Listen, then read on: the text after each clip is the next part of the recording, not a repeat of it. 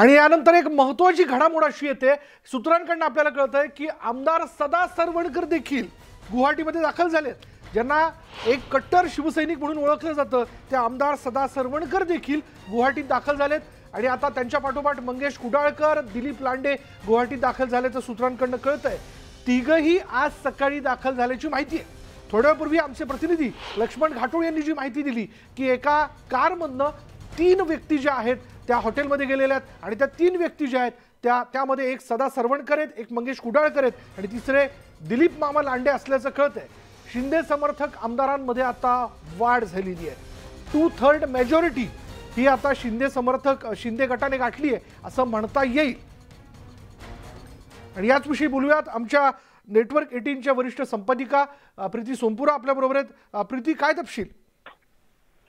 विशाल, आता जी माहिती आलेली आहे ती आता एक गाडी जी आहे ती आतमध्ये गेलेली आहे आणि त्या गाडीमध्ये 3 लोक आहे, मंगेश कुडाळकर, सदा सरवणकर आणि दिलीप लांडे, हे 3 लोक जे आहे तिथे पोहोचलेला आहे. आणि इतकाच नाही, आता जे असं सांगायचं, आता काही माहिती आम्हाला सूत्रांची म्हणजे माहिती आली, जे मॅजिक फिगर जे पाहिजे होतं 38च्या ते यांना मिळालेलं आहे, एकनाथ शिंदेना मिळालेलं आहे. आणि आतापर्यंत जे आहे ते आज संध्याकाळपर्यंत जे आहे ते एक पत्र जे आहे ते राज्यपालांना लिहू शकतात. आणि अशी पण बातमी येत आहे की आणखी काही शिवसेनाचे जे लोक आहेत ते एकनाथ शिंदेच्या सोबत आहे आणि ते लोक त्यांच्या संपर्कात आहे.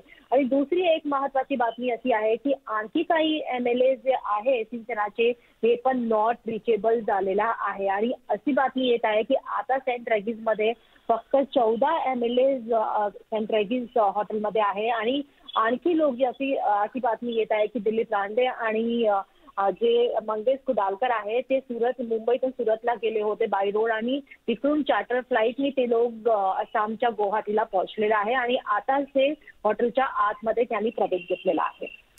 विशाल, प्रीती, ज्या 14 आमदारांबद्दल आपण म्हणजे त्यांच्याबद्दल बोलायला हवं, ज्यांना मुंबईमध्ये हॉटेलमध्ये ठेवण्यात आलं किंवा ते शिवसेनेबरोबर आहे असं म्हटलं जात आहे, त्यातली काही लोक जर उद्या फ्लोअर टेस्ट होते किंवा सत्तेचा दावा केला जातोय तर ते देखील प्रत्यक्ष सभागृहात शिंदे गटाच्या बाजूने जाऊ शकतात का? त्यातली काही लोक, त्याची शक्यता आहे काही?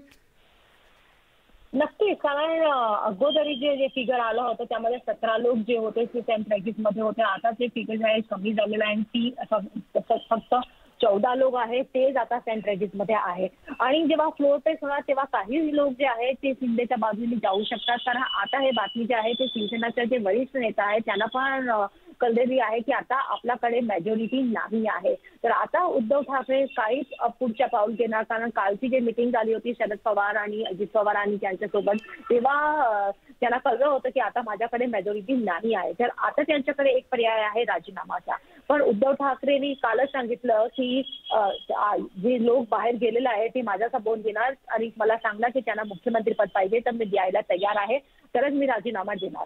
तर हा जे सगळं जे सुरू झालेलं आहे आता शिवसेनेच्या अंतर्गत, त्यामध्ये आता उद्धव ठाकरे काही पाऊल घेणार त्याच्यावर सगळ्यांचं लक्ष आहे. आणि दुसरा लक्ष आहे राजभवनकडे, राज्यपाल काय करणार. कारण आता जे मेजॉरिटी जे दिसते ते एकनाथ शिंदे सोबत दिसते. 38ची मेजॉरिटी जी आहे त्यांना मिळालेली आहे अशी बातमी आमच्याकडे येत आहे. कारण आणखी 3 MLA जे आहे ते गेलेले आहे. आणखी 2 जे MLA आहे ते पण आता जे आहे ते आसामच्या दिशेने मुंबईतून निघालेले आहे अशी सूत्रांची माहिती आपल्याकडे आहे.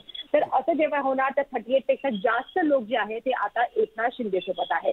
आणि आता जे सगळं सुरू झालेलं आहे आता तो फक्त जे आमदार आहेत ते एकनाथ शिंदे सोबत आहे, पण काही जे सांसद आहे MP आहे ते पण एकनाथ शिंदे सोबत आहे. आणि आता जी बातमी अशी पण येत आहे की मुंबई महानगरपालिकाचे काही कॉर्पोरेटर्स जे आहेत ते पण एकनाथ शिंदे सोबत आहे. विशाल, धन्यवाद प्रीती या सगळ्या तपशिलाबद्दल. त्याच्यामुळे ज्या प्रकारे आता एक एक करत आमदार एकनाथ शिंदे गटामध्ये दाखल होत आहेत त्यावरनं तरी पूर्णतः असं दिसून येते की शिवसेनेला मोठं खिंडार पडलंय, मोठा धक्का म्हणता येईल हा शिवसेनेकरता.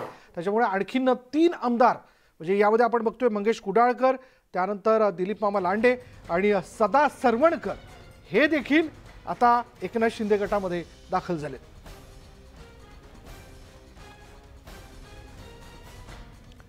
एकीकडे मुख्यमंत्री उद्धव ठाकरे